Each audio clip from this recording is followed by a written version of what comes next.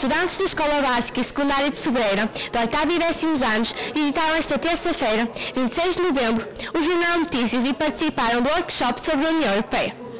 Nesta sessão, começaram por assistir a um vídeo com assuntos relacionados com a Europa, nomeadamente sobre o programa de Erasmus, que consiste em proporcionar aos jovens da União Europeia estudar, passear e obter experiências diferentes noutros países da comunidade, com os mesmos direitos dos cidadãos desses Estados ao abrigo da sociedade europeia.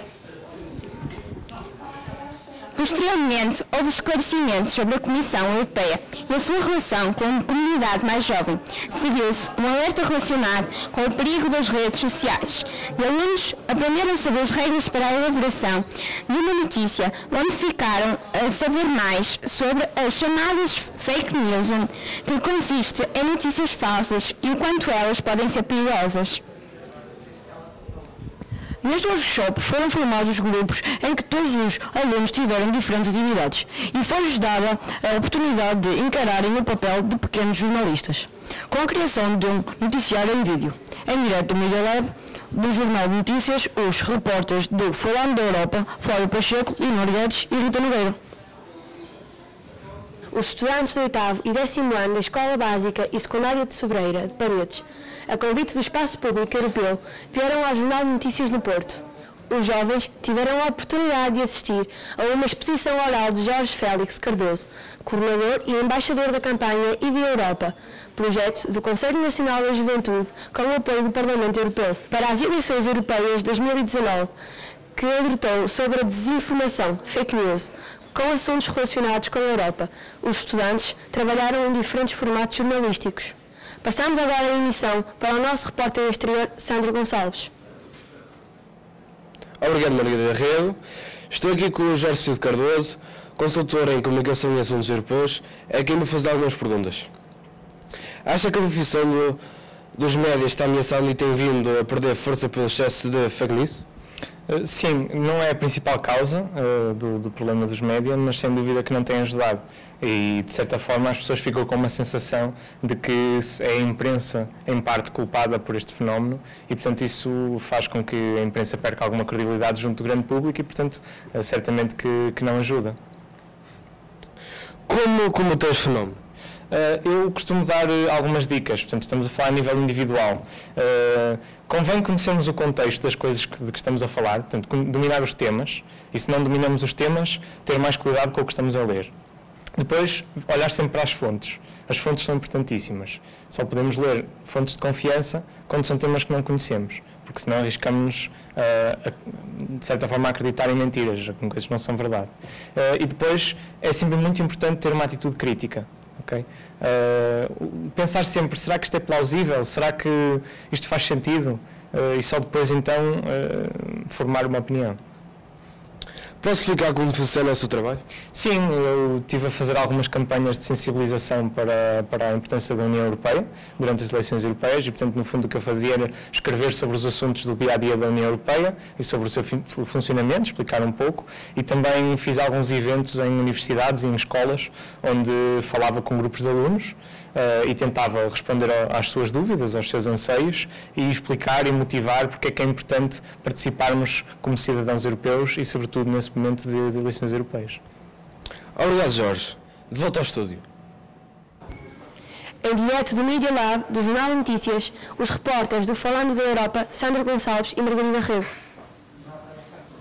Em 2007, Portugal já ocupava um lugar no que respeita à igualdade de género, superior à média da União Europeia, tornando-se um exemplo para a Europa. Os dados sobre o Índice sobre Igualdade de Género relativo ao ano 2017 revelam que Portugal obtém no global 59,9 pontos de 100 possíveis, mais 10 pontos do que em 2005. Portugal introduziu uma cota para candidatos legislativos de 33% em 2006 e a percentagem de mulheres no Parlamento aumentou de 20% no início de 2005. Em direto no Media Lab do Jornal de Notícias, os repórteres do Falando da Europa, Ana Otero, Irina Ferreira e Rafael Gonçalves. A União Europeia mandou ajuda para as Bahamas, no seguimento do furacão que se fez sentir nas Bahamas, no início do mês de setembro. sendo considerado como o mais forte alguma vez registrado na história do arquipélago. A União Europeia encaminhou uma primeira verba de 500 mil euros para a ajuda humanitária. Christoph Stilians, comissário para a ajuda humanitária, avançou que a União Europeia está pronta para enviar mais assistência no futuro. Em direto do Media Live do Jornal de Notícias, os repórteres do Falando da Europa, Carla Colasso e Beatriz Souza. Na União Europeia, em 2018, mais de um quarto da população estava em risco de pobreza em 7 Estados-membros. A maior taxa de pobreza foi registrada na Bulgária, de 32,8%. Por outro lado, a menor taxa de pessoas em risco de pobreza ou de exclusão social verifica-se na República Checa, com 12,2%. A média da União Europeia é de 21,7%. E Portugal estava muito próximo desse valor, com 21,6%, mas recuando mais do dobro da União Europeia, com 4,4 pontos percentuais face a 2008. Apesar dos subsídios sociais da União Europeia, o Eurostat indica que 16,9% da população da União Europeia estava em perigo de privação material severa. Em direto do Media Lab do Jornal de Notícias dos repórteres do Falando da Europa, Patrícia Souza, Margarida Amorim e Iris Ferreira. No passado dia 14 de outubro de 2019, no jogo entre a Bulgária e a Inglaterra, a UEFA revelou grande descontentamento quanto ao que aconteceu nas bancadas com os comportamentos racistas de adeptos búlgaros aos jogadores ingleses. Segundo Alexander Seferin, presidente da UEFA, tudo será feito para eliminar estas atitudes no futebol que é visto por milhões de adeptos. Em direto do Media Lab do Jornal de Notícias, os repórteres do Falando da Europa, Diego Nunes, Gustavo Moraes e Rafael Silva. A obra de mural de Banksy simbolizava a saída do Reino Unido da União Europeia. Internautas mostraram-se indignados com o ato. O mural mostrava um trabalhador a destruir uma estrela da bandeira da União Europeia. Foi retirado no fim de semana, 25 de agosto. A pintura tinha sido feita no edifício antigo, em Dover, em Inglaterra, em maio de 2017. Em direto da Media Lab do Jornal de Notícias, os repórteres do Falando da Europa, Ana Regina e João Guerra.